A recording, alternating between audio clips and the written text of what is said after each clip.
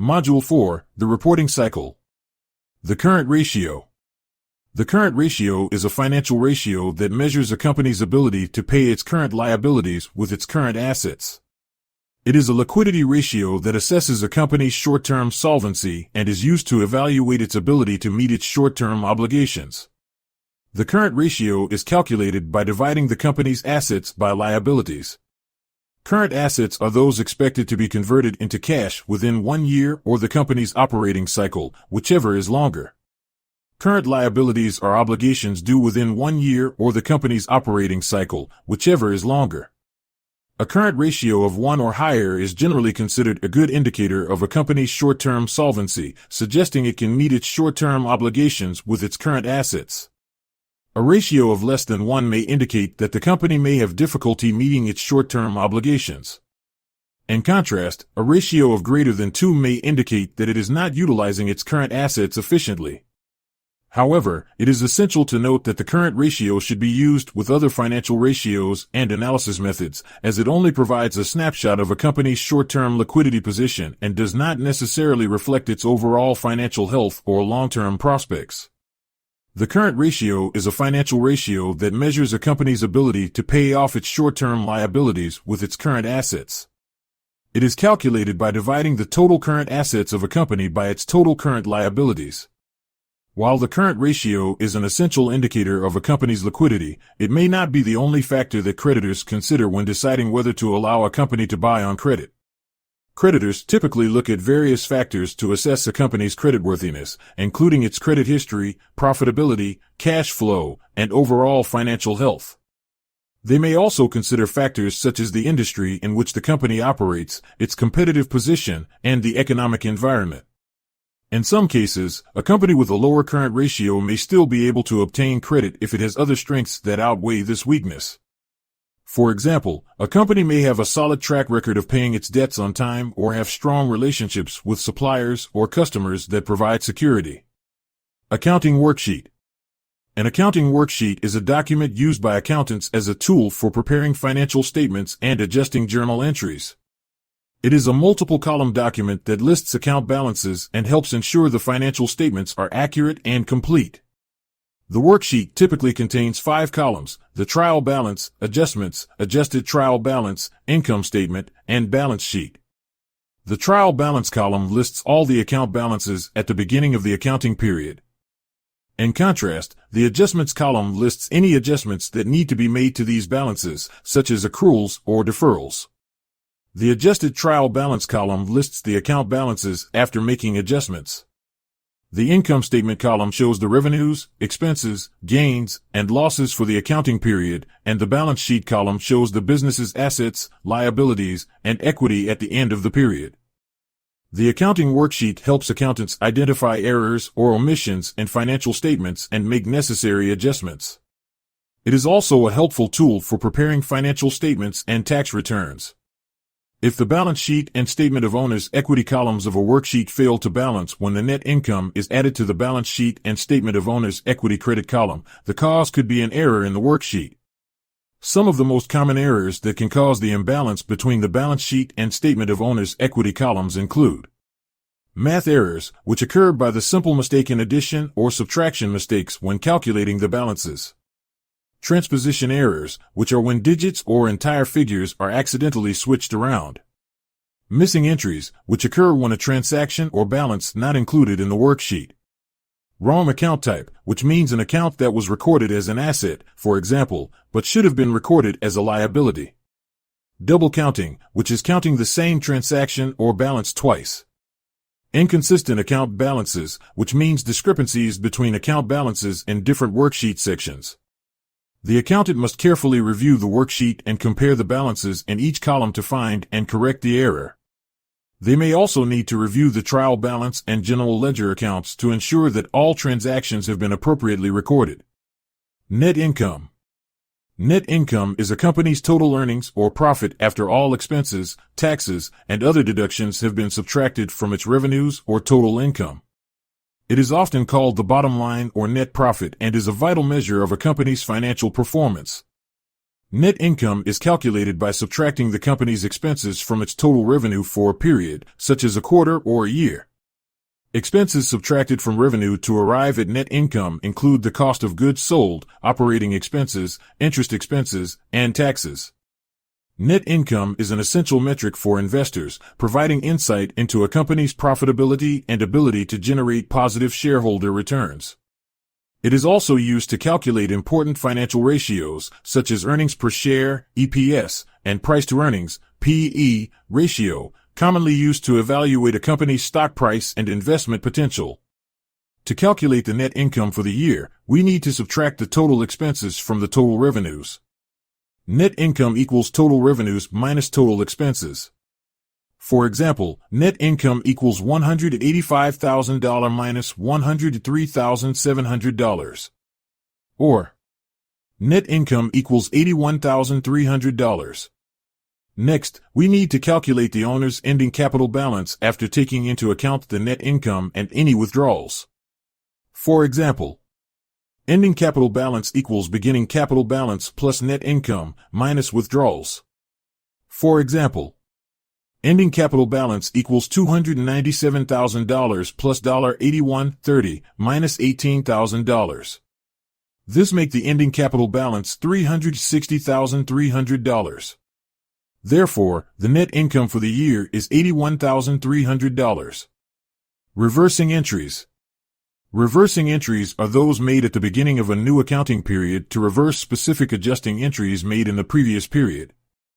Adjusting entries are made at the end of an accounting period to ensure the financial statements are accurate and complete. However, these adjustments may reflect something other than actual cash transactions during the next period. For example, a company may accrue expenses at the end of one period but pay for those expenses in the following period. In such cases, reversing entries are made at the beginning of the new period to reverse the previous period's accrual and recognize the actual cash payment. Reversing entries simplifies the accounting process and helps ensure that transactions are recorded in the correct period. Reversing specific adjusting entries allows the accountant to start the new period with a clean slate, with only transactions that occurred during that period. Common examples of reversing entries include the reversal of accruals, deferrals, and other adjusting entries.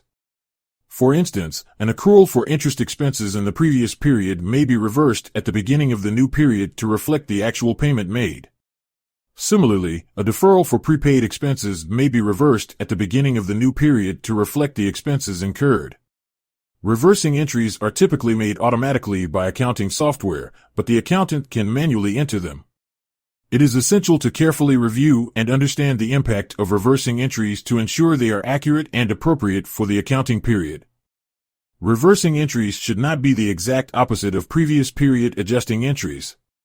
Statement of cash flows. The statement of cash flows is a financial statement that shows the inflows and outflows of cash and cash equivalents from a business during a particular period. It is one of the leading financial statements prepared by a company, along with the balance sheet and income statement. The statement of cash flows is divided into three main sections: operating activities, investing activities, and financing activities. Each section reports cash inflows and outflows related to the company's respective activities during the period covered by the statement. The operating activities section reports cash flows related to the business's day-to-day operations, such as cash receipts from customers, payments to suppliers and employees, and taxes paid. This section provides insight into the cash generated or used by the company's core operations. The investing activities section reports cash inflows and outflows related to purchasing or selling long-term assets, such as property, plant, and equipment, and investments in other companies. This section helps investors and creditors understand how the company invests its cash resources. The financing activities section reports cash inflows and outflows related to financing the company's operations, such as borrowing or repaying debt, issuing or buying back equity shares, and paying dividends. This section provides information about the company's capital structure and ability to raise and repay funds. At the end of each section, the net cash flow for that activity is calculated, which is the difference between the cash inflows and outflows. The net cash flow from each section is then combined to determine the period's total cash and cash equivalents change. The statement of cash flows is essential for investors, creditors, and management to analyze a company's liquidity, solvency, and overall financial health. It helps stakeholders assess the company's ability to generate cash, repay debts, and invest in future growth opportunities. The statement of cash flows does not report the net increase or decrease in assets for the period reported.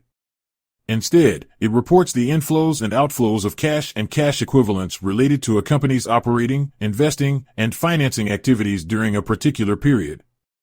The statement of cash flows shows how the company's cash balance changed during the period and the sources and uses of cash. It starts with the company's beginning cash balance and adds or subtracts the cash inflows and outflows from operating, investing, and financing activities to arrive at the ending cash balance. It is important to note that cash inflows and outflows may not always align with increases or decreases in assets or liabilities. For example, a company may purchase an asset using cash, which would result in a decrease in cash but an increase in assets. Similarly, a company may issue stock to raise cash, increasing cash and equity. Therefore, the statement of cash flows provides a more accurate picture of a company's liquidity and cash position than just looking at changes in assets or liabilities. It helps investors and analysts understand how a company generates and uses its cash, a critical component of evaluating its financial health. Asset test ratio. The asset test ratio, also known as the quick ratio, is a financial ratio that measures a company's ability to pay its current liabilities using its most liquid assets. The ratio is a more stringent test of a company's liquidity than the current ratio, as it excludes inventory and other assets that may be difficult to convert to cash quickly in an emergency. To calculate the asset test ratio, you must divide the sum of a company's cash, marketable securities, and accounts receivable by its current liabilities. The formula is as follows. Asset test ratio equals cash plus marketable securities plus accounts receivable divided by current liabilities. A higher asset test ratio indicates that a company has a more liquid position and can better meet its short-term obligations. Generally, a ratio of 1-to-1 is considered acceptable, meaning that the company has enough liquid assets to cover its current liabilities. The asset test ratio benefits companies with a high proportion of inventory or prepaid expenses, which may need to be converted to cash. It is also helpful for companies operating in industries with longer payment cycles or higher default risk, such as retail or manufacturing. However, it is essential to note that the asset test ratio only considers a company's short-term liquidity position and does not provide a complete picture of its overall financial health. Other financial ratios and metrics should be used in conjunction with the asset test ratio to get a more comprehensive understanding of a company's financial position. To calculate the asset test ratio, we need to use the following formula. Asset test ratio equals quick assets divided by current liabilities, where quick assets equals cash plus marketable securities plus accounts receivable. For example, assume that the quick assets of ABC Corporation are $5,888,000 and its current liabilities are $8 million. Therefore, we can calculate the asset test ratio as follows. Asset test ratio equals quick assets divided by current liabilities. Or, asset test ratio equals $5,888,000 divided by $8 million. This makes the asset test ratio 0.736. Therefore, ABC Corporation's asset test ratio is 0.736, indicating the company may have difficulty meeting its short-term obligations. Generally, a ratio of 1-to-1 or higher is considered acceptable.